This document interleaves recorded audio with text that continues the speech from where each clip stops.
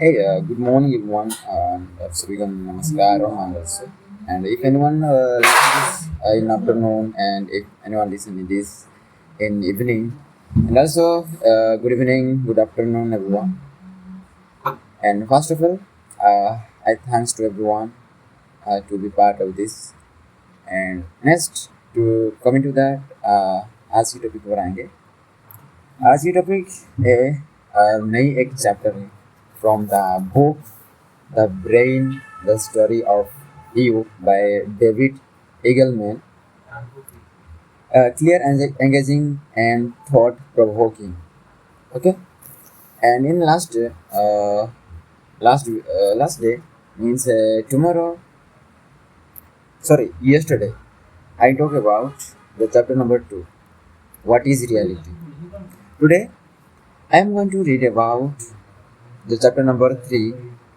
Who is in control? इसका मतलब है कौन कंट्रोल में है.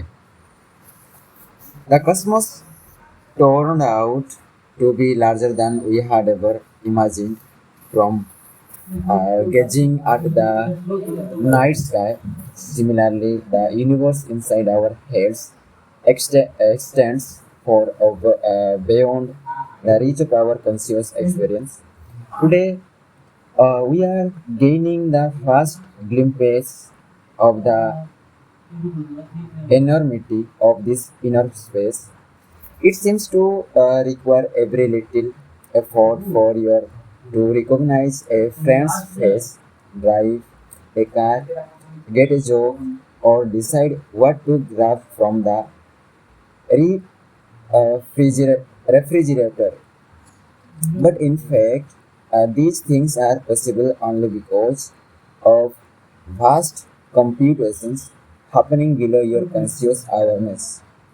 At this moment, just like every moment of your life, networks in your brain be buzzing with activity.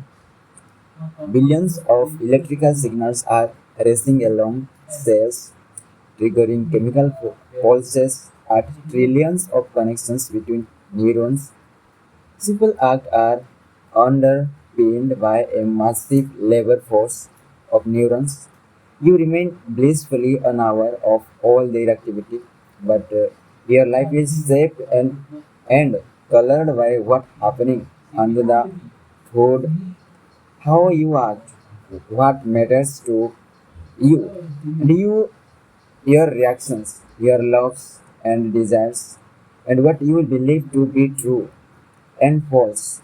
Your experience is the final output of these hidden networks. So, who exactly is steering the ship? Okay, this is the overall जो chapter की जो सारांश है उसके ऊपर दिया गया है इंट्रोडक्शन. एंड इसमें ये बताया जा रहा है कि जो हमारे ज़िंदगी में जो छोटे छोटे मोमेंट्स होते हैं वो मोमेंट्स के पीछे एक बहुत सारा ट्रिलियंस ऑफ न्यूरॉन्स की एक कनेक्शन और लेबर वर्क होती है. उसी बदलत हम एक रिएक्शन कर पाते हैं या किसी एक्सप्रेशन को दे पाते हैं या किसी चीज़ का हम कर पाते हैं. उसके पीछे ट्रिलियंस ऑफ लेबर की जरूरत होती है. Okay, and now coming to the topic. पहली जो हमारी सब टॉपिक होने वाली है that is consciousness. Consciousness means जो हम जानते हुए होता है. Okay, it's morning. The streets of your neighborhood are quiet as the sun peaks above the horizon. In bedrooms all over your city, one by one, an astonishing event is taking place. Human consciousness is recurring to life. The most complex subject on your planet is becoming aware that it exists. Just a while ago, you too were in deep sleep. The biological material of your brain was the same then it is now, but the activity patterns have slightly changed. So, at this moment, you are enjoying experiences and you are reading squiggles on a page and extracting meaning from them. You might be feeling sun on your skin and a breeze in your hair. You can think about the position of your tongue in your mouth or the feeling of your left shoe on your foot. Being awake, you are now aware of an identity, a life, needs, desires, plans. Now that the day has begun, you are ready to reflect on your relationships and goals and guide your actions accordingly. But how much control does your conscious awareness have over your daily operations?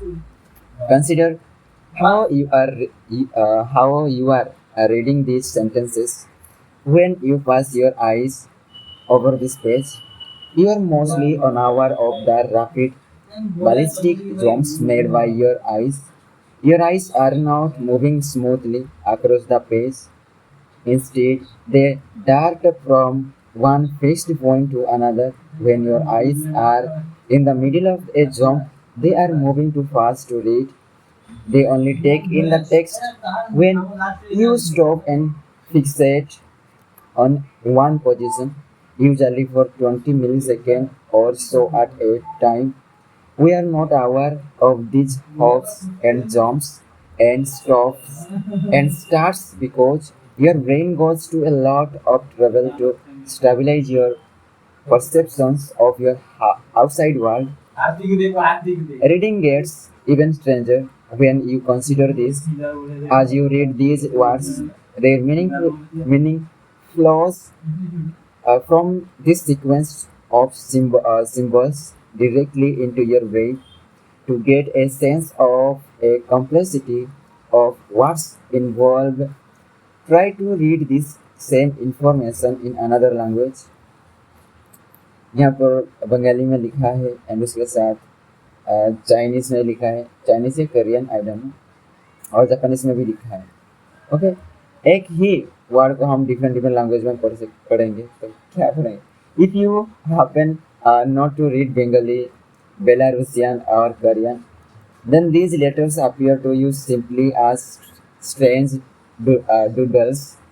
But once you have mastered reading a script like this one, the act gives the illusion of being effortless. We are no longer aware that we are performing the dirtiest core of deciphering squiggles. Your brain takes care of the work behind the scene. So, who is in control? Are you the captain of your own boat? Or do your decisions and actions have more to do with massive neural machinery operating out of sight? Does the quality of your everyday life have to do with your good decisions making, or instead with dense jungles of neurons and the steady hum of innumerable chemical transmissions? In this chapter, we will discover that the conscious you is only the smallest part of the activity of your brain. Your actions, your beliefs, or your biases are all driven by networks in your brain to which you have no conscious access. Okay जो हमारी जो chapter number 3 जो शुरुआत होती है consciousness के तहत, इस कॉन्शियसनेस जो वर्ड आता है, आप इसे सुनने के बाद आपके दिमाग में क्या ख्याल आया है?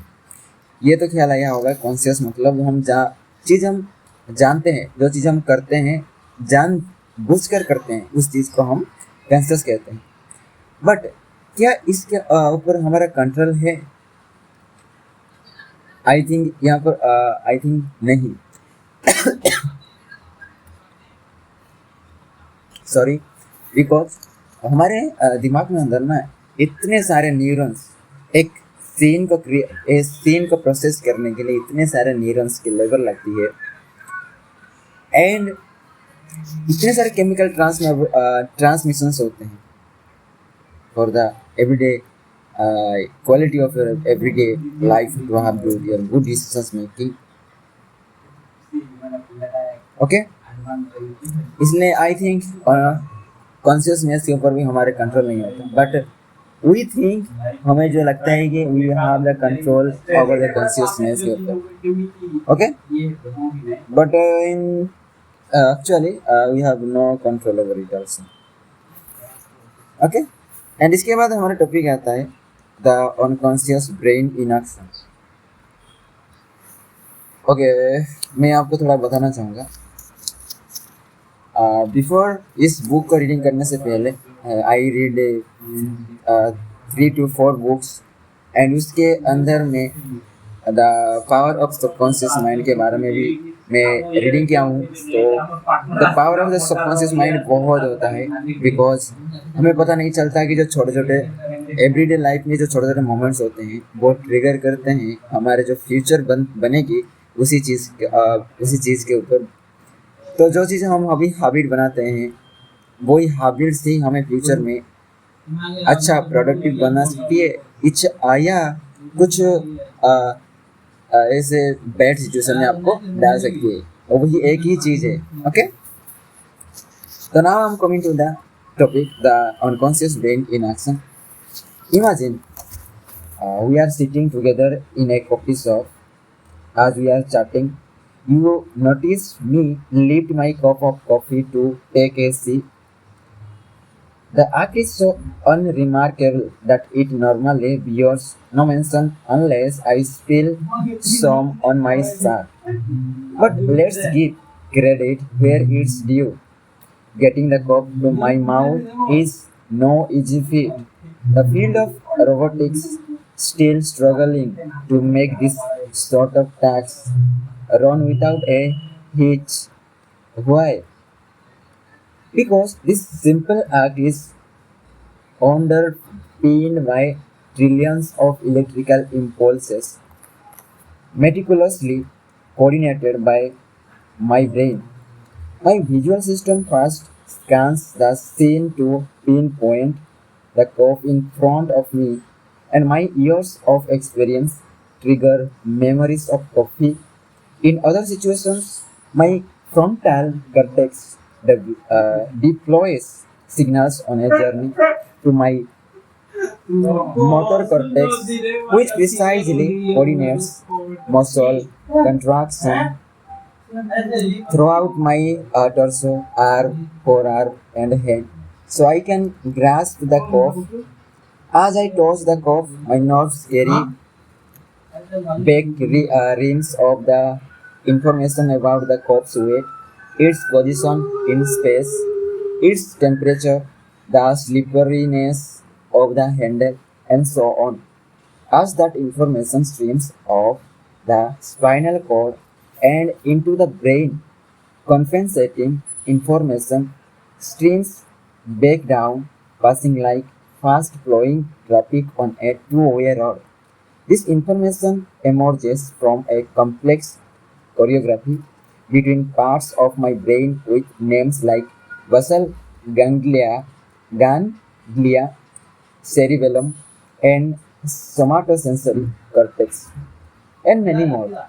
In fraction of a second, adjustments are made to the force with which I am lifting and the strength of my grip through intensive calculations and the feedback. I adjust my muscles to keep the cuff level as I smoothly move it on its long arc upward. I make micro adjustments all along the way, and as it approaches my lips, I tilt the cuff just enough to extract some liquid without scalding myself. It would take dozens of world's fastest supercomputers to match the computational power required to pull off this feat. Yet, I have no perception of this lightning storm in my brain, although my neural networks are screaming with activity. My conscious awareness experiences something quite different, something more likely to a total oblivion.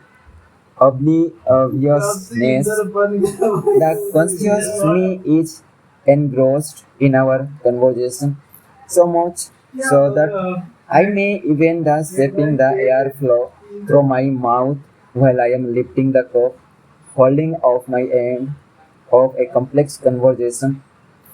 All I know is whether I get the coffee to my mouth or not. If executed perfectly, I am likely to not even have noticed that I performed the act at all.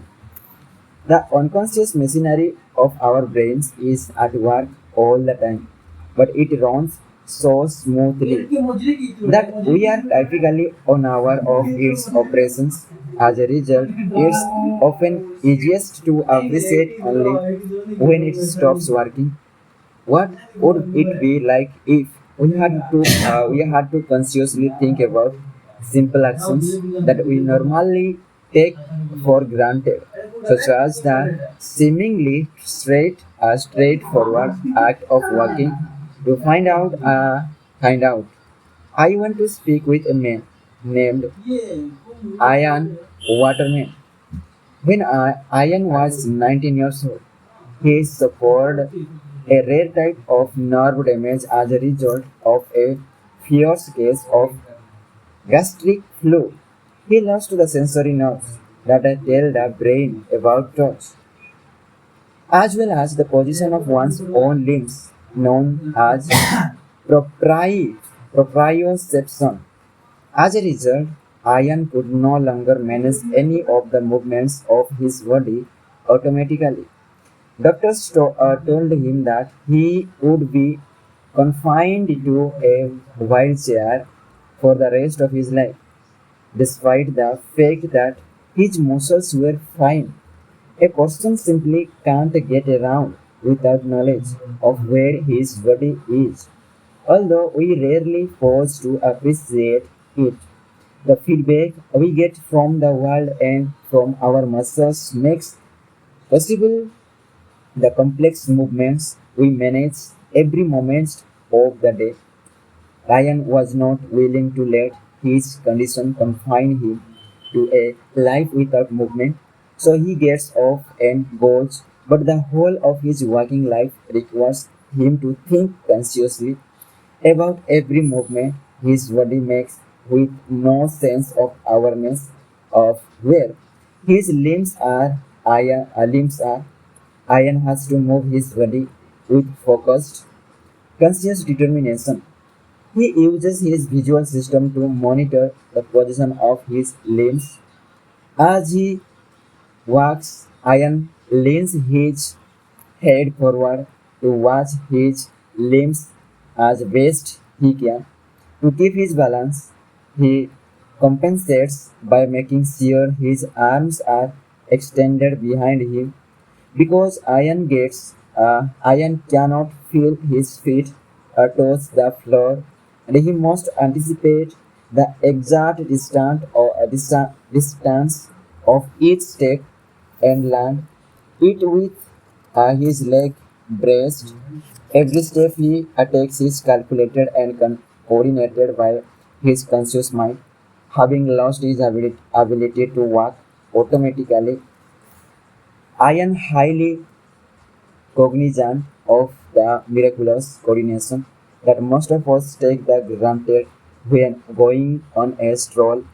Everyone around him is moving around so fluidly and so seamlessly. He points out that they are totally unaware of the amazing system that's managing that process for them. If he is momentarily distracted or an unrelated thought pops into his head, Ian is likely to fail. All distractions have to be talked away while he is concentrates on a smallest of details, the slope of the ground, the swing of his leg. If we were to spend time with Ian for even a minute or two, it would immediately bring to light the exceeding complexity to the everyday acts we never even think to speak of getting up, crossing the room, opening the door, reaching out the shake a hand. Despite fast appearances, those acts are not simple at all.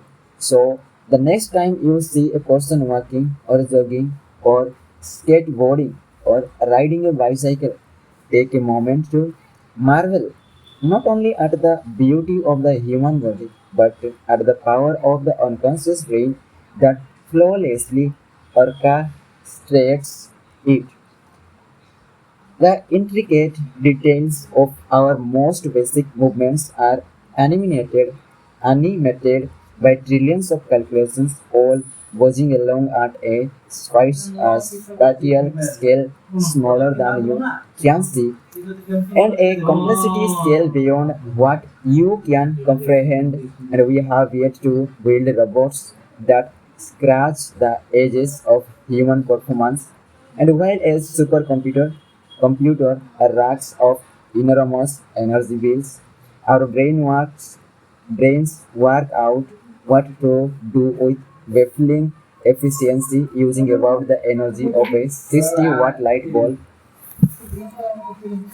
Okay and now हम coming to the आज की जो इस topic के ऊपर जो कि हमें सिंपली बताना चाहता है कि अनकॉन्शियस ब्रेन इन एक्शन मतलब यहाँ पर एक एग्जांपल दिया गया है एक लड़की कि कॉफी शॉप में बैठा है एंड वो कॉफी लिया कॉफी लिया एंड एक कॉफी की जो एक कॉफी स्टिक वो ले लिया लेने के बाद इसमें वो बोल रही है कि जब मैंने इस कॉफी को एक बार मैंने लिया उस एक मिनट का और एक सेकेंड का जो कॉफी उठा के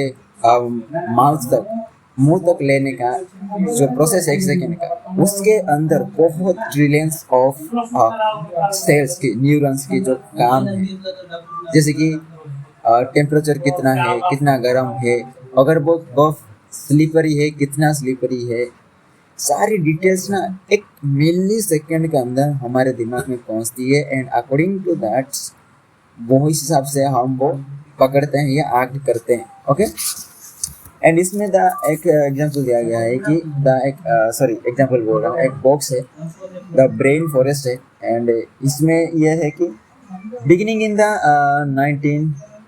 1887 the Spanish scientist Santiago Ramon E.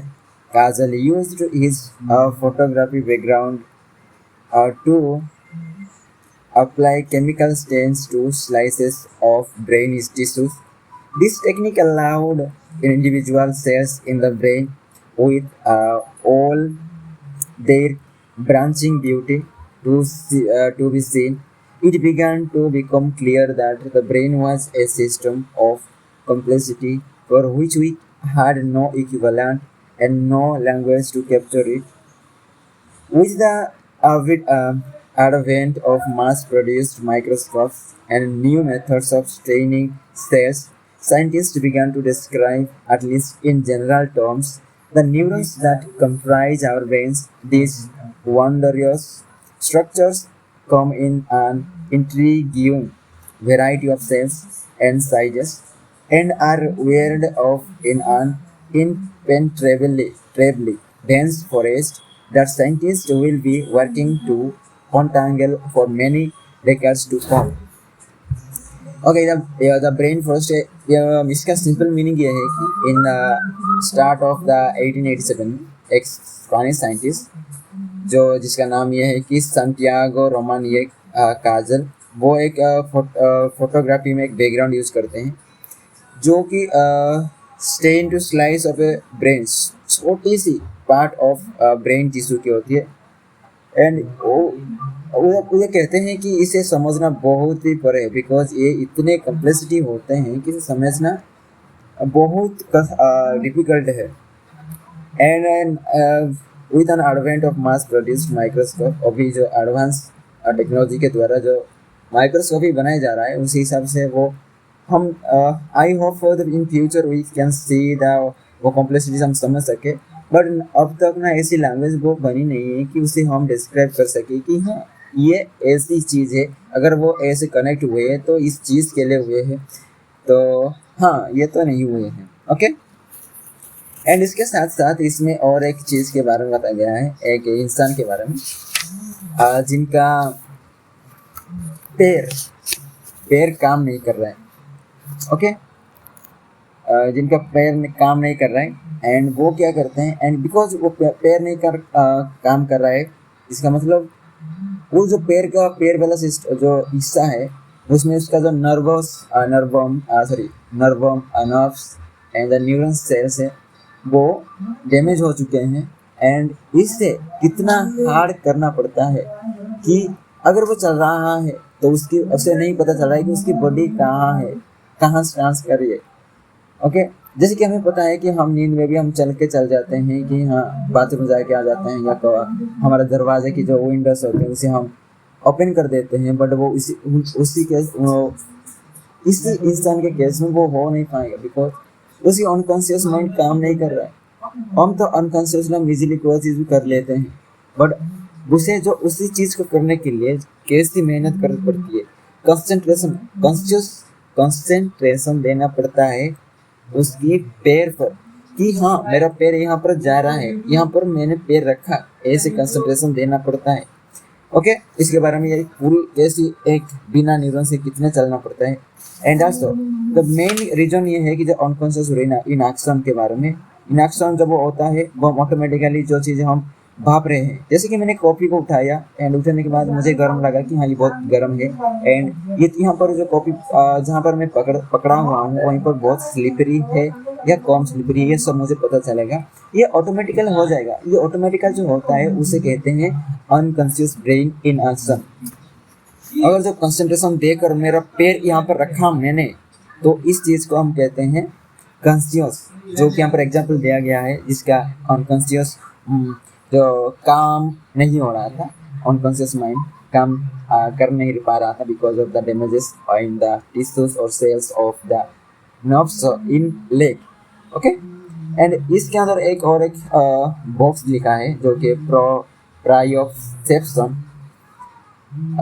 Even with your eyes closed, you know where your limbs are, and is your left arm off or down? Are your legs straight or bent? And is your back straight or slumped? This capacity to know the state of your muscle is called proprioception. Receptors in the muscle tendons and joints provide information about the angles of your joints as well as the tension and the length of your muscles. Collectively, this gives the brain a rich picture of how the body is positioned and allows for the fast adjustments. And you can experience your proprioception fail temporarily if you have ever attempted to walk after one of your legs has gone to sleep. Pressure on your squeezed sensory nerves has prevented the proper signal from being sent and received without a sense of a position of your own limbs. Simple acts like cutting food and typing or walking are almost impossible. Okay, इसमें प्रोप्राइसेप्शन के बारे में बात किया गया है कि प्रोप्राइसेप्शन क्या है। प्रोप्राइसेप्शन वो स्टेट होता है जहाँ पर हमें आँख बंद करके भी हमें पता चल रहा है कि हाँ हमारा हाथ यहाँ पर ऐसे मुड़ी हुई है, ऐसे बेंड होया है, एंड हमारे जो स्पाइनल कॉर्ड स्ट्रेट है या नहीं, हमारे पैर कैसे हैं, क्या कर रहे हैं, पैर की कौन सी उंगली कैसी हिल रही है, इस सारे पता चलने का उसे हम कहते हैं proprioception. Okay, and next coming to the another topic that is about bonding skills into the brain, wiring of the brain. Bonding skills into the wiring of the brain. Neuroscientists often unlock clues into the brain functions by examining people who are specialized in some area.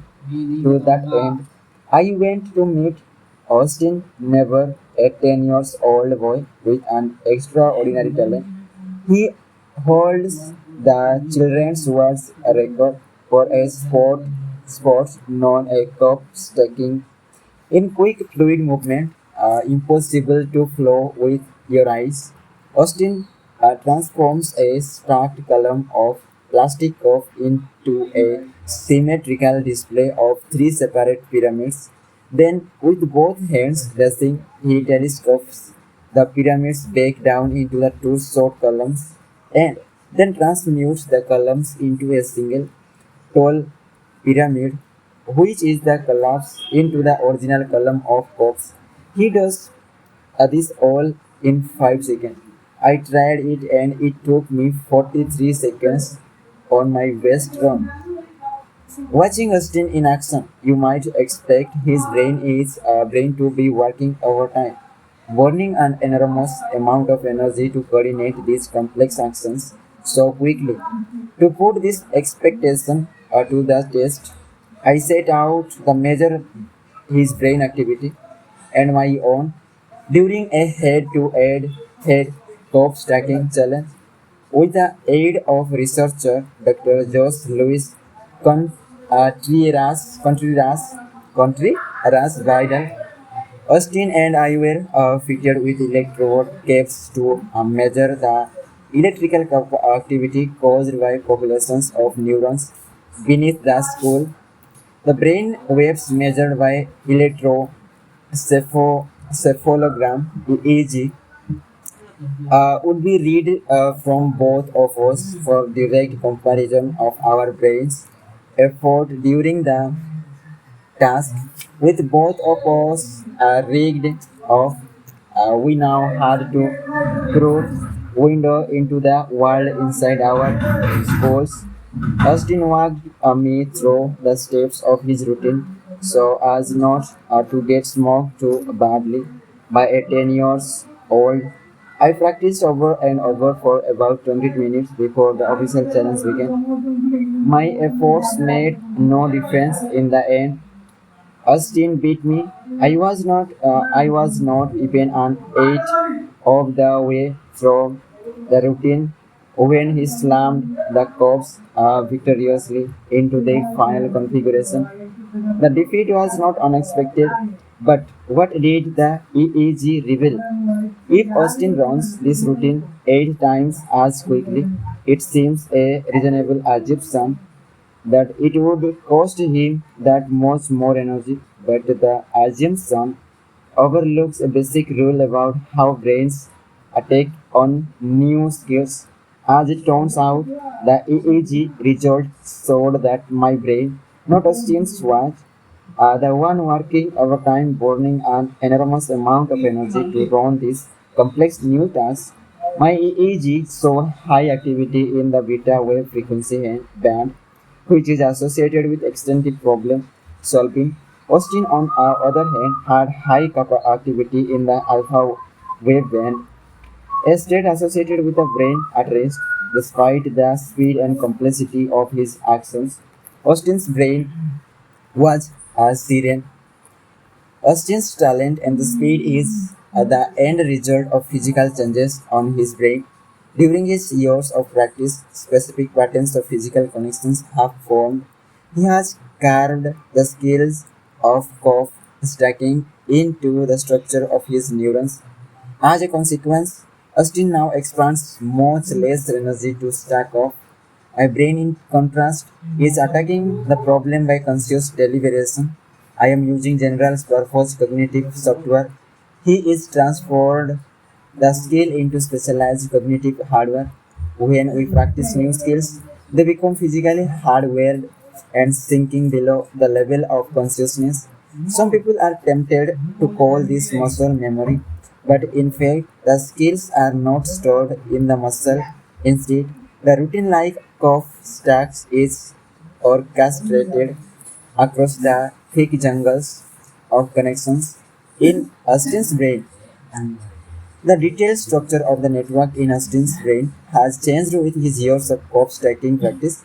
A procedural memory is a long-term memory that represents how to do things automatically, like riding a bicycle or tying shoelaces. For Austin, Pop stacking has become a procedural memory that is written into the microscopic hardware of his brain, making his actions both rapid and energy efficient. Through practice, repeated signals have been passed along neural networks, strengthening as synapses and thereby burning the skill into the circuitry. In fact, Austin's brain has developed such expertise that he can run flawlessly through the curve stacking routine while wearing a blindfold. In my case, as I learn to stack curves, my brain is enlisting slow, energy-hungry areas like a prefrontal cortex, parietal cortex, and the cerebellum, all of which are no longer needed for us to run the routine.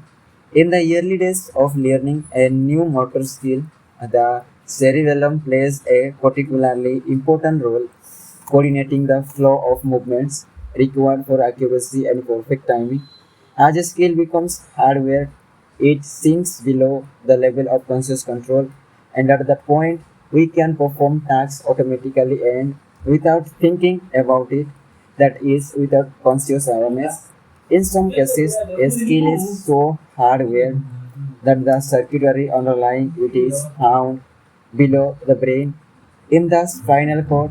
This has been observed in kids who have had much of their brain removed and yet can still walk normally on a treadmill.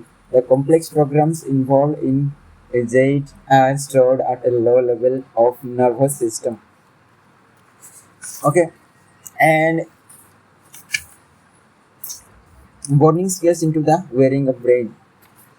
Okay, यहाँ पर जो अभी जो मैंने reading किया इसमें एक बच्चे के बारे में दिया है जो कि एक सॉरी छोटे से टाइम से ही एक Guinness book of world record बना दिया है कि भाई बाय द कॉफ स्टेकिंग एक कम समय में वो कॉफ स्टेकिंग कर सकता है। एंड वो कॉफ स्टेकिंग करने के लिए ना वो ईयर्स ऑफ ब्रेन को ट्रेन किया है। ईयर्स ऑफ प्रैक्टिस करने के बाद ही उसे अनकॉन्शियसली वो इजीली हो जाता है ज़्यादा एनर्जी यूज ना करते हुए। ओके, इन केस ऑफ अगर मैं सीखूंगा कप स्ट्राइकिंग को तो लगभग मुझे 30 से 40 सेकेंड लगेगा उस कप स्ट्राइकिंग को बनाने के लिए। तो हमें यहाँ पर लिखा है कि किसी एक नई चीज़ को सीखने में हमें कॉन्शियसली हमें फोकस करना पड़ेगा। अगर कॉन्शियसली फोकस नहीं करेंगे तो वो चीज़ नहीं हो सकती। ओवर द टाइम अगर हम कंसिस्टेंटली वर्क करते जा रहे हैं हर द एक ऐसी पॉइंट आएगी जहाँ पर आप अनकॉन्शियसली वो चीज़ आप कर सकते हो ज़्यादा फोर्स ज़्यादा एनर्जी यूज़ करे हुए। ओके, एंड इसमें एक अल्फा एंड बीटा वेव के बारे में बात किया गया है। जो अनकॉन्शियसली जो इजीली कम एनर्जी यूज करता है वो अल्फा बीटा यूज करता था वो बच्चा। एंड जो नॉर्मली जो हम इंसान होते हैं जो न्यू प्रैक्टिस करता है न्यू स्किल को वो बीटा वेव को यूज करके वो करता है। एंड यहाँ पर ब्रेन वेव्स के बारे में बात किया गया है। एक बॉक्स में लिखा है an EEG short for electron encephalogram is a method for eavesdropping on the overall electrical activity that arises from the activity of neurons. Small electrodes placed on the surface of skull pick up the brain waves, the colloquial term for the averaged electrical signals produced by the underlying detailed neural chatter. German psychologist and the psychiatrist Hans Berger recorded the first human EEG in 1924.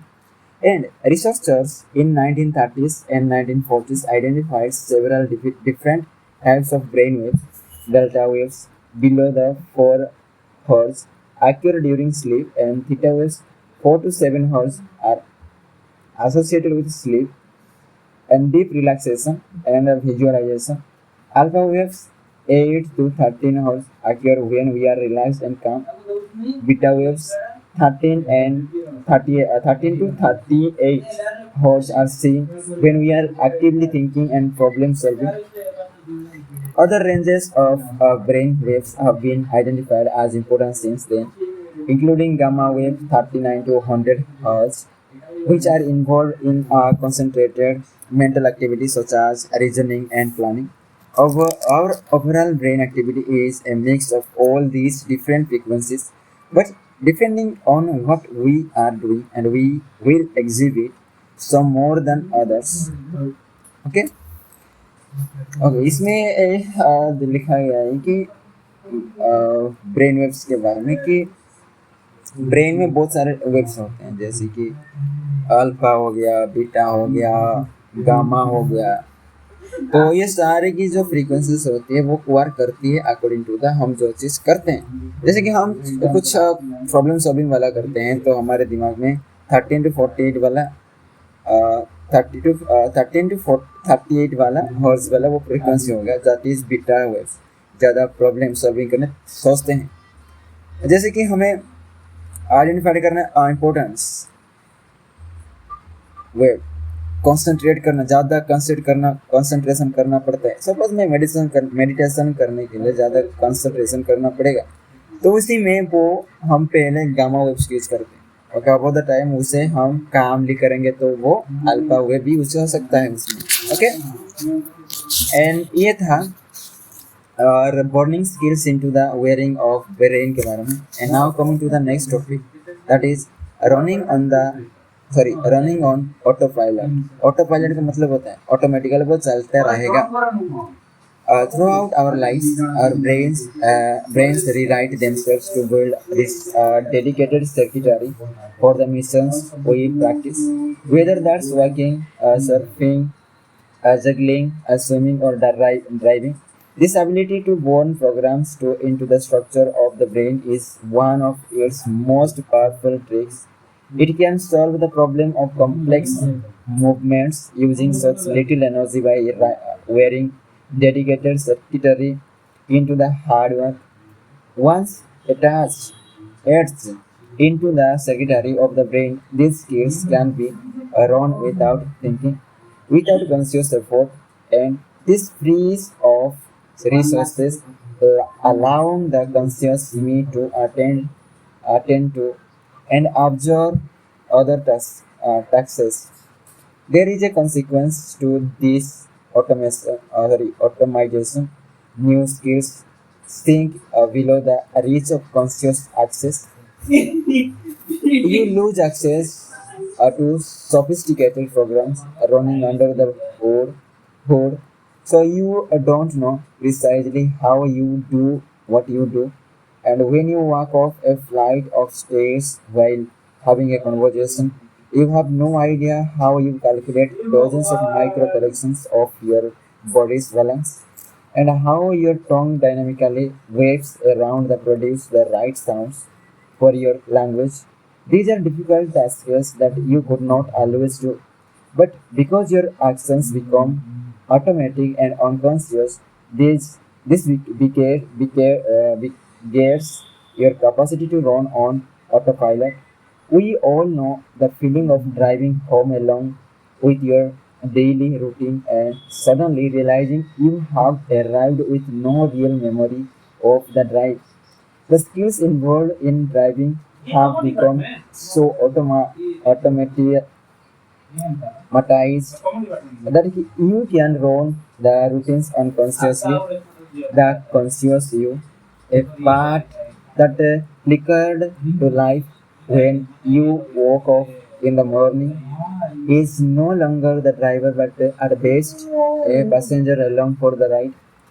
There is an interesting offshoot of automatized skills attempts to consciously interfere with them typically or send their performance. Learned proficiencies, even the very complex ones, are best left to their own devices. Consider a rock climber, Dean Flotter. Until recently, he scaled cliffs without a rope and without safety equipment. From the age of 12, Dean dedicated his life to climbing, Years of practice had worked great precision and skill into his brain to achieve his rock climbing powers. Prowesses didn't rely on these overtrained circuits to do their work. Unimpaired by conscious deliberation, he gave over complete control to his unconscious. He climbed in a brain state of often referred to as flow, a state in which extreme athletes commonly enjoy the far, far limits of their capacities. Like many athletes, Dean found his way into the flow state by putting himself in life-threatening danger. In that state, he experienced no meddling from his inner voice, and he could rely completely on the climbing abilities carved into his hardware over years of dedicated training. Like of stacking champion, Austin Never, the brainwaves of an athlete in flow are not crazed by the chatter of conscious deliberation. Do I look good? Should I have said such and such?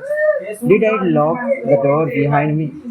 During flow, the brain enters a state of hypofrontality, meaning that parts of the prefrontal cortex temporarily become less active. These are areas involved in abstract thinking, planning into the future, and concentrating on one's sense of self. Dialing down these background operations is the key move that allows a person to hang halfway off a rock face. Feats like dance can only be done without the distraction of internal frattle. It's often the case that unconscious is best left at the sidelines, and for some types of tasks, there is really no choice because the unconscious brain can perform at speeds that the conscious mind is too slow to keep up with and take the game of baseball in which a fast ball can travel from the pitcher mound to the home plate at the 100 miles an hour. In order to make contact with the ball, the brain has only about 4/10 of a second to react. In the time it has to process and orchestrate an intricate sequence of movements to hit the ball. Batters connect with the balls all the time, but they are not doing it consciously. Ball simply travels too quickly for the athletes to be consciously aware of its position, and the hit is over before the batter can register what happened. Not only has consciousness been left on the sidelines, it's also been left in the dust. Okay running on autopilot का means होता है कभी कभी हमें ऐसा होता है ना जो चीज़ ऑटोमेटिकल हो जाता है हमें पता नहीं है कि लेकिन हमें ऑटोमेटिकली वो कर देते हैं एंड कभी कभी ऐसा लगता है कि क्या मेरा मैं रूम का दरवाज़ा लॉक किया हूँ क्या वो चीज़ मैं बैग में रखा या रखना भूल गया ऐसा ऐसा कुछ याद नहीं आता इस टाइम पे ना ऑटो पायलट ना थोड़ी सी कम एक्टिव होता है अनकॉन्शियस माइंड ओके इसके बारे में लिखा है एंड इसमें और नर्वस सिस्टम के बारे में लिखा है कि बॉक्स से लेकर जहाँ पर सिनाप्स एंड लियरन के बारे में लिखा है The connections between the neurons are called synapses. These connections are where chemicals called neurotransmitters carry signals between neurons, but synaptic connections are not all of the same strength. Depending on their history of activity, they can become stronger or weaker. As synapses change their potency, information flow through the network differently. If a connection gets weak enough, it withers and goes away. If it gets strengthened, it can sprout new connections. Some of these reconfiguring it is guided by reward system, which globally broadcast. A neurotransmitter called dopamine when something has gone well. Austin's brain networks have been reshaped very slowly, very softly by the success or failure for each attempted move over hundreds of hours of practice. Okay वो automatically जो चीज़ हम करने को उस stage को पाने के लिए ना ओवर द ईयर आपको प्रैक्टिस की ज़रूरत है. How much you practice that is automatically you will be do that वो चीज़ का ऑटोमेटिकली करेंगे. एंड उसके बाद नेक्स्ट टॉपिक है the deep caverns of the unconscious. Deep caverns of the unconscious. The reach of the unconscious mind extends beyond the control of our bodies. It shapes our lives in more profound ways. The next time you are in a conversation, notice the way words spill out of your mouth more quickly than you could possibly consciously control every word you say. Your brain is working behind the scenes, crafting and producing languages, conjugations, and complex thoughts for you. For comparison, compare your speed when speaking a foreign language that you are lost just learning. The same behind the scenes work is true of ideas. We take conscious credit for all our ideas as though we have done the hard work in generating them. But in fact, your unconscious brain has been working on those ideas,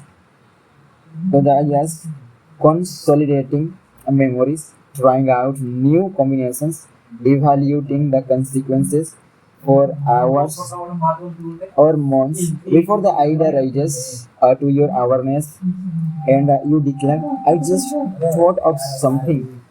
The man who first began to illuminate and the hidden depths of the unconscious was one of the most influential scientists of the 20th century.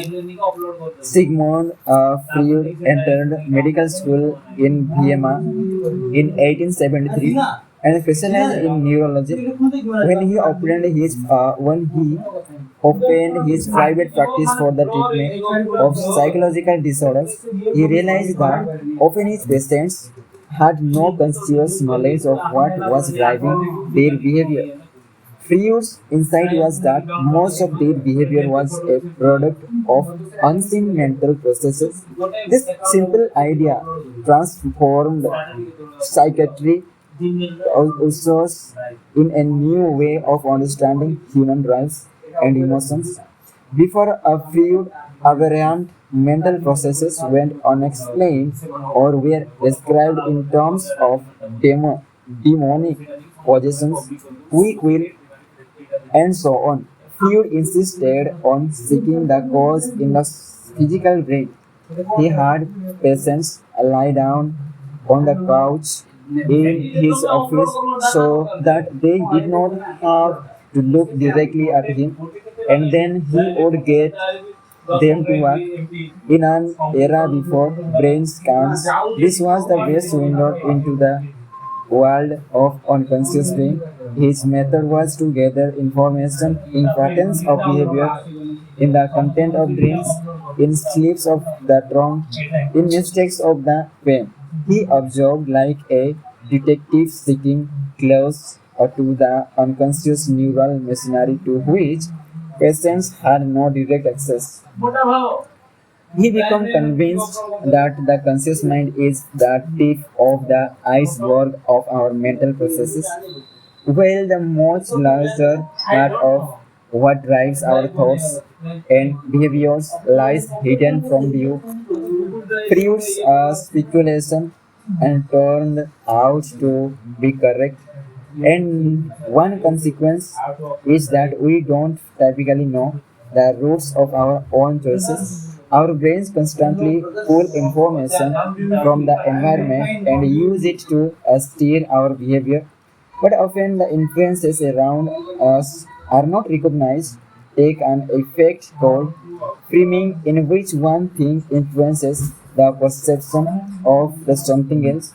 For example, if you are holding a warm drink, you will describe your relationship with a family member more favorably. When you are holding a cold drink, you will express a slightly poorer opinion of the relationship. Why? Why does this happen? Because the brain mechanism for judging intrapersonal warmth overlap with a mechanism for judging physical warmth. And so one influences the other. The offset is that your opinion about something as fundamental as your relationship with your mother can be manipulated by whether you take your tea hot or ice. Similarly, when you are in a fuel foul smelling environment, you will to make harsher moral decisions. For example, you are more likely to judge that someone else's uncommon actions are immoral. In another study, it was shown that if you sit in a hard chair, you will be a more hardline negotiator in a business transaction. In a soft chair, you will yield more. Take as another example your unconscious influences of implicit egotism, which describes our attraction to things that remind us of ourselves. When a social psychologist Brett Pelham and his team analyzed the records of graduates from dental and law schools, they found a statistical representation of dentists named Dennis and Denise, and of lawyers named Laura or the Lawrence. They also found that owners of roofing companies are more likely to have a first name beginning with R, while hardware store owners are more likely to have a first name beginning with R. But is our career choice the only place where we make the other decisions? It turns out that our love lives may be heavily influenced by these similarities to when psychologist John Jones and his colleagues looked at the marriage registers in the Georgia and Florida. They discovered that more married couples than expected shared the same first initial. This means that Jenny is more likely to marry Joel, Alexa marry Amy, and Donnie marry Daisy. These kinds of unconscious effects are small but very feasible. Here is the critical point. If you were to ask any of these Dennises or Laura's or Janice why they choose their profession or their mate, they would have a conscious narrative to give you, but that narrative would not include the long list of their unconscious on some of their most important life choices. Take another experiment designed by psychologist Eckhart Hess in 1965. Men were asked to look at photographs of women's faces and make judgments about them. How attractive were they? On a scale from 1 to 10, were they happy or sad, mean or kind, friendly or unfriendly, on the noised to the participants. The photographs had been manipulated. In half of the photographs, the woman's pupils had been artificially dilated. The men found the woman with a dilated eyes to be more attractive. None of men explicitly noted anything about women's pupil sizes. Presumably, none of the men knew that dilated eyes are a biological sign of female arousal, but their brains knew it, and the men were unconsciously steered toward the women with the dilated eyes, finding them to be more beautiful, happier, kinder, and more friendly. Really, this is how love often goes. You found yourself more attracted to some people over others, and it's generally not possible to put your finger on precisely why. Presumably, there is a way there is a why. You just don't have access to it. In another experiment, evolutionary psychologist Jeffrey Miller quantified how sexually attractive a woman is to men by recording the yearnings of lap dancers in a street club, and he tracked how this changed over their monthly menstruation cycle. As it turned out, men gave twice as much in tips when the dancer was ovulating, fertile, as when she was menstruating, not fertile.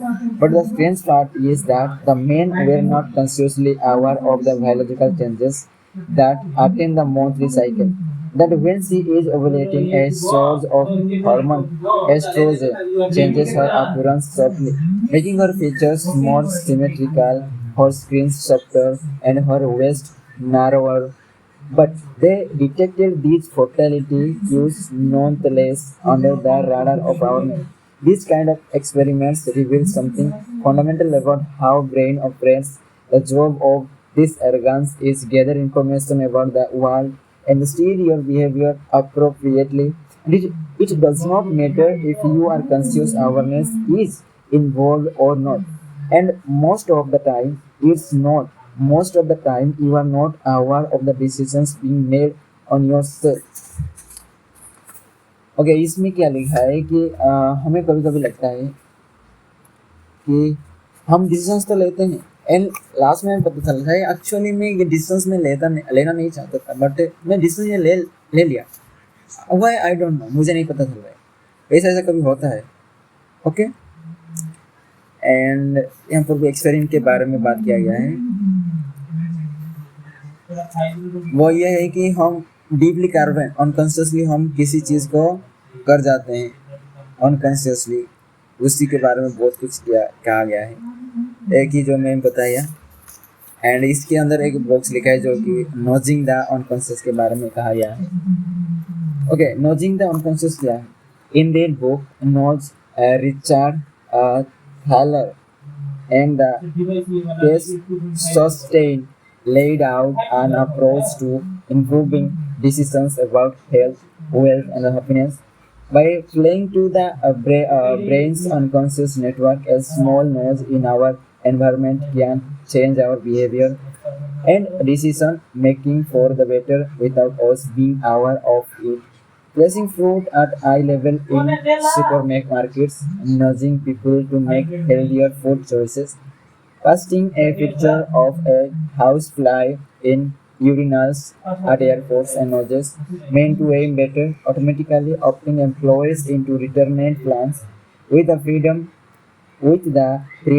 to opt out if they had liked to leads to better saving practices. This view of governance is called soft paternalism. And view of governance, okay, and unconscious brain has far more powerful. Thaler and Susten believe that gently guiding the unconscious brain has far more powerful influence on our decisions making than outright enforcement ever can. इसमें कहा गया है कि नॉजिंग and unconscious जो हम कहते हैं यहाँ पर एक एक्सपेरिमेंट किया गया था एक book by the Richard Thaler and the Carl Sunstein जो बुक बहुत जेंटली बिलीव करते हैं कि जो हम जो डिसीजंस लेते हैं बाहर वो डिसीजंस हम लेते हैं बाय द अनकॉन्शियस ब्रेन के द्वारा ही लेते हैं कि अनकॉन्शियस जो माइंड होता है बहुत पावरफुल होता है एंड अगर हम बाहर अगर एनफोर्समेंट दिया भी जाता है तो वो ऑटोमेटिकली वो अनकॉन्शियसली ब्रेन के द्वारा ही वो लेगा okay decisions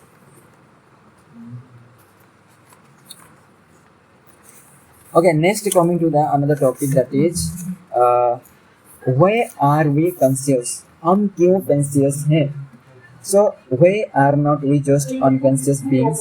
Why are not we all wandering around like mindless zombies? Why did evolution build a brain that's conscious? To answer this, imagine walking along a local street, minding your own business. All of the students are sudden something catches your eyes. Someone ahead of you is dressed up in a giant bee costume and holding a briefcase. If you were to be watch the human bee, you have noticed how people who catch a glimpse of him react. They break out their automated routine and stare. Unconscious gets involved when the unexpected happens. When we need to work out what to do next, although the brain tries to tick long as possible on autopilot, it's not always possible in a world that throw curveballs. But unconsciousness is not just about reacting to surprises, it also plays a vital role in settling conflict within the brain. Billions of neurons participate in tasks ranging from breathing to moving through your bedroom to getting food into your mouth to mastering a sport.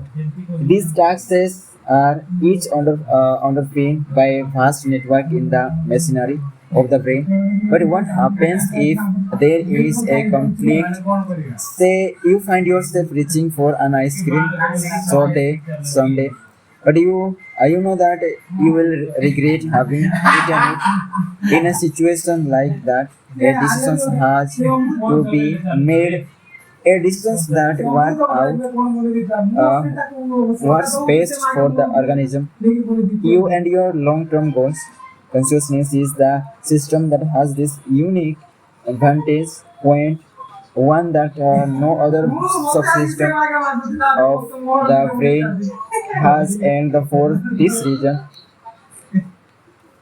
uh, it can play the role of arbiter of the billions of interacting elements, subsystems, and world in processes. It can make, plan, and set goals for the system as a whole. I think the conscious has as the CEO of a large sprawling corporation with many thousands of subdivisions and departments all collaborating, interacting and competing in different ways.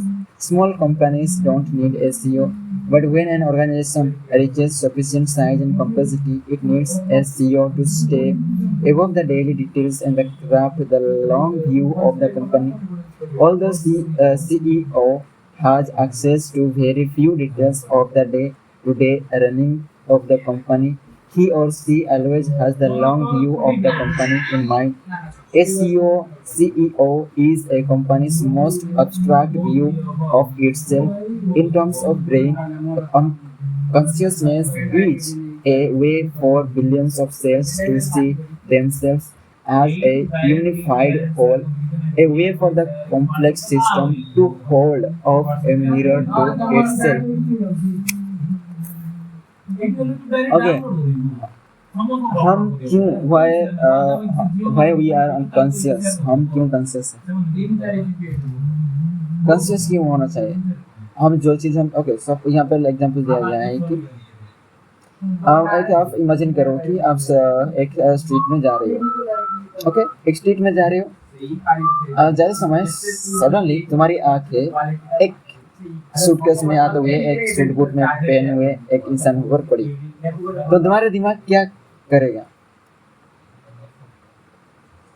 Okay वो क्या करेगा, वो देखेगा, उसे देखने के बाद unexpectedly unconsciously वो तुम्हारे काम करने चलेगा and trick along the process auto pilot mode में चला जाएगा एंड वो क्या क्या सोचने लगेगा कि हाँ इस अगर ये मेरे पास होता है तो हाँ इस ऐसे टाइप भी सोचेगा and also the different types of the ideas भी आ सकते हैं, इमेजिनेशन भी आ सकते हैं, फैंटेसी भी आप खेल सकते हैं.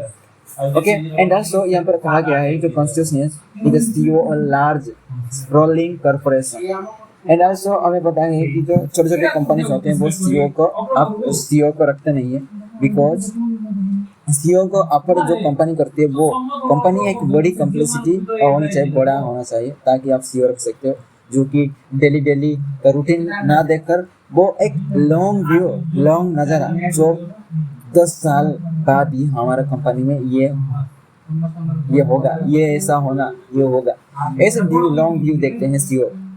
ओके, ये था topic about where we are conscious. And उसके बाद आता है topic when consciousness goes missing. अगर कॉन्शियसनेस मिसिंग हो गया तो क्या होगा? What if consciousness does not kick in and we are lost in autopilot for too long? Ken Parks, age 23, found out on May 23rd, 1987, when he fell asleep at home while watching TV. At the time, he lived with his 5-month-old daughter and his wife, and was going through financial difficulties, marital problems, and gambling addiction. He had planned to discuss his problems and with his in-laws the following day. His mother-in-law described him as a gentle giant, and he got along well with both of his wife's parents. At some point during the night, he got off a drove 23 kilometers to his in-laws' house, strangled his father-in-law, and stabbed his mother-in-law to death. He then drove to the nearest police station and said to the officer, "I think I just killed someone." And she had no memory of what had happened. It seemed somehow that his conscious mind was absent during his horrific episode. What had gone wrong with Ken's brain? Park's lawyer Marlis Edward assembled a team of experts to help figure out this mystery. They soon began to suspect the events might be connected to Ken's sleep. While Ken was in prison, his lawyer called in sleep expert Roger Broughton, and who measured Ken's EEG signal while he slept at night. And the recorded outfit was consistent with that of a sleepwalker. As the team investigated further, they found sleep disorders throughout Ken's extended family, with no motive, no way of fake his sleep rituals, and such extensive family history. Ken was found not guilty of homicide and he was released. Okay, when unconscious goes missing, एक यहाँ पर example दिया गया है, एक बेटा होता है, एक उसकी मम्मी होता है, एंड वो बेटे को एक डिसऑर्डर होता है, इनकॉन्शियस डिसऑर्डर, जो नींद में चलता है, एंड जो नींद, उस नींद के टाइम जो भी काम करता है वो सारे चीज़ों को भूल जाता है। एंड एक दिन क्या हुआ कि ऐसे वो अपनी माँ को मार देता है। मारने के बाद वो उस जो जिस टाइम पे जो उसके माँ को मारा, उस सिचुएशन को वो भूल गया है। एंड वो पुलिस स्टेशन जाकर बोलता है कि I think I just killed someone, I think मैं किसी को मैंने मार दिया, ऐसे किया। एंड वो पता नहीं कि वो अपने मदर को ही किल कर दिया है। ओके, एंड वो प्रिजन में गया, एंड उसके लॉयर ने जो केस लड़ रहे थे इस बच्चे के तरफ से, उस लॉयर ने एक टीम हायर किया जो कि इन्वेस्टिगेट कर रहा है कि इस मिस्ट्री को सॉल्व किया। एंड वो मिस्ट्री को सॉल्व करने के बाद ये नतीजा भी आए कि ये बच्चा एक डिसऑर्डर, स्लीप डिसऑर्डर है, जिसमें भी वो नींद में जो भी करता है वो उसे पता नहीं चलता कि क्या कर रहा है। तो इस हिसाब से वो गुनाह नहीं है, गिल्टी फील नहीं करता, एंड वो उसे रिलीज किया जाता है। ओके, बेल किया जाता है उसका। एंड नेक्स्ट टॉपिक है so who is in control, तो कौन कंट्रोल में है। All this might leave you wondering what control the conscious mind really has. It is possible that we are living our lives like puppets at the mercy of a system that is pulling our strings and determining what we do next. There are some who believe this is the case and that our conscious minds have no control over what we do. Let's dig into this question via a simple example. You drive up to a fork in the road where you can either turn left or right. There is no obligation for you to turn one way or the other. But today, this moment, you feel like you want to turn right. So you turn right. But why? Did you turn right and not left because you felt like it? Or because inaccessible mechanism in your brain decided it for you? Consider this. The neural signals that move your arms to turn the steering wheel form from your motor cortex. But those signals don't originate there. They are driven by other regions of the frontal lobe, which are in turn driven by many other parts of the brain, and so on in a complexly linkage that crisis process the brain's entire network. There is never a time zero when you decide to do something because every neuron in the brain is driven by other neurons. There seems to be no part of the system that acts independently rather than reacts dependently. Your decisions to turn right or left is a decision that reaches back in time, seconds, minutes, days, a lifetime, even when decisions seem spontaneous, they don't exist in isolation. So when you roll off to that fork in the road, carrying your lifetime history with you, who exactly is responsible for the decision? These considerations lead to the deep questions of free will. If we rewound history 100 times, would you always do the same thing? So who is in control? इसमें कहाँ क्या कहा गया है? Okay, यहाँ पर एक example solve करना पजल टाइप का दिया गया है. इसमें कहा गया है कि तुम एक रोड में चल रहे हो. ओके, एक रास्ते में जा रहे हो. रास्ते में जाने के टाइम आपको दो रास्ते एक रास्ता दो रास्ते में डिवाइड होगी, एक राइट एक लेफ्ट. यहाँ पर आपको चॉइस नहीं है कि किसी एक रास्ते को ही चुनना पड़ेगा. आपको किसी एक चीज को आपको चूज करना पड़ेगा. तो अगर मैं चलने के बाद मैं राइट को चूज किया, तो यहाँ पर क्वेश्चन आता है कि why I am choosing right, why not I choose left. मैं क्यों नहीं चूज किया राइट को, sorry left. Why I choose left because मुझे लाइक हुआ, आई फेल्ट लाइक इट, मुझे पसंद आया तो मैं राइट चूज किया. ओके, तो ये होता है कंट्रोल. ओके, नेक्स्ट टॉपिक ये है कि the feeling of free will. The feeling of free will. We feel like we have autonomy, that is, we make our choices freely, but under some circumstances, it's possible to demonstrate that this feeling of autonomy can be illusory. In one experiment, Professor Alvaro Pascual Leon at Harvard invited participants to his lab for a simple experiment. The participants sat in front of a computer screen with both hands outstretched. When the screen turned red, they would make an internal choices about which hand they were going to move. But they would not actually move. The light turned yellow, and then the light turned yellow. When it finally turned green, the person activated their pre-chosen move, lifting their right or left hand. Then the experimenters introduced a twist.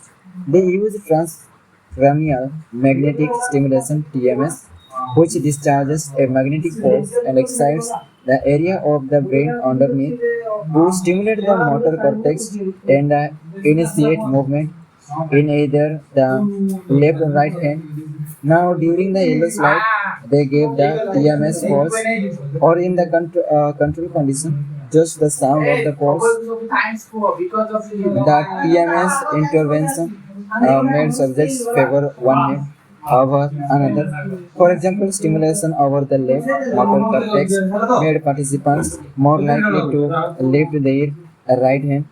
But the interesting part was the subjects reported the feeling of having wanted to move the hand that was being manipulated by TMS. In the other words, the mind internally chose the move their left hand during the red light, but then after stimulation during the yellow light, they might feel that they really had wanted to move their right hand along, although the EMS was initiating the movement in their hand.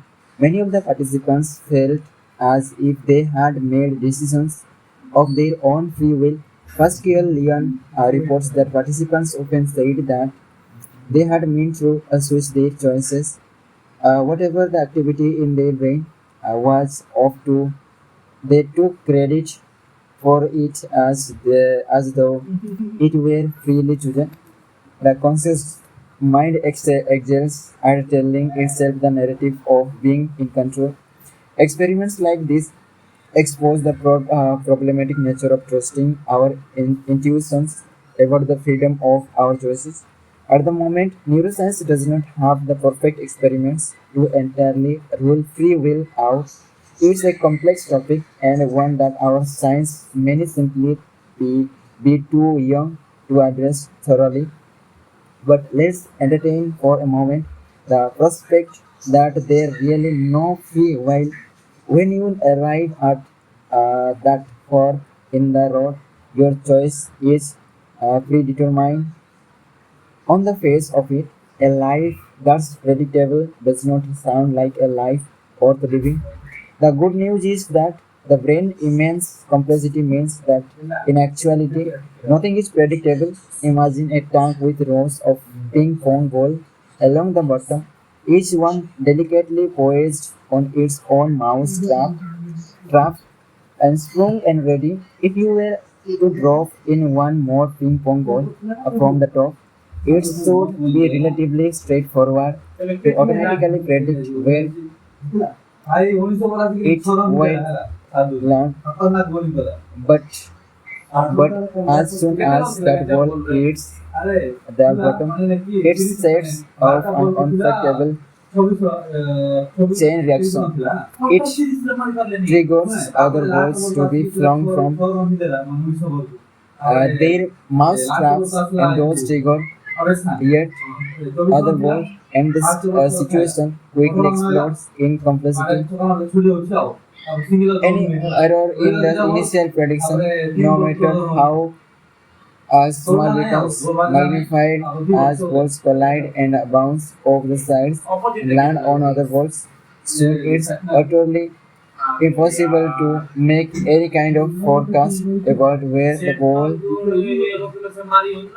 will be. Our brain are like this ping pong ball tank, but massively more complex. You might be able to fit a few hundred ping pong balls in a tank, but your school houses trillions of times more interaction than a tank. It goes to bouncing throughout every second of your lifetime. And from those innumerable exchanges of energy, your thoughts, feelings, and decisions emerge. And this is only the beginning of the unpredictability. Each individual brain is embedded in a world of other brains across the space of dinner table or the length of a lecture hall or the reach of the internet. All the human neurons on the planet are influencing one another, creating a system of unimaginable complexity. This means that even though neurons follow straightforward physical rules in practice, it will always be impossible to predict exactly what any individuals will do next. This titanic complexity leaves us with just enough insight to understand a simple fact. Our lives are strayed by the forces far beyond our capacity, far awareness of our control. Okay and lastly जो बात किया गया the feeling और the free will ये है कि हमारी ज़िंदगी एक अनप्रेडिक्टेबल है एंड जो भी डिसीजन लेते हैं एंड जो अगर हमारे जो हम जैसे सोचते हैं जैसे ऐसे होता तो इतने सारे जो हमारे दिमाग के अंदर जो न्यूरॉन्स के अंदर जो कनेक्शंस होते हैं जो कनेक्शंस जो बिल्ड होता है सेल के अंदर वो नहीं हो पाता okay this is all about the chapter number 3 and thanks for being listen thank you for everything and especially मेरे कृष्णा जी को मैं थैंक्स बोलना चाहूँगा एंड मेरे मामा मेरे पापा एंड सभी मेरा दोस्तों को एंड मेरे जो भी ज़िंदगी में आए हैं, जो भी ज़िंदगी में से हैं, ज़िंदगी में है, जो भी ज़िंदगी में आने वाले हैं, सभी को मेरा धन्यवाद and thanks. Okay, and thank you for everything Krishna. Thank you for giving me such a beautiful day of my life and thank you. And आप सभी को बताना चाहूँगा, आज है 4 अप्रैल 2025 and keep smiling. Okay, keep smiling, never be sad. Okay, be smiling. Okay, bye. मिलते हैं next और एक ऑडियो वीडियो के साथ. Okay, bye.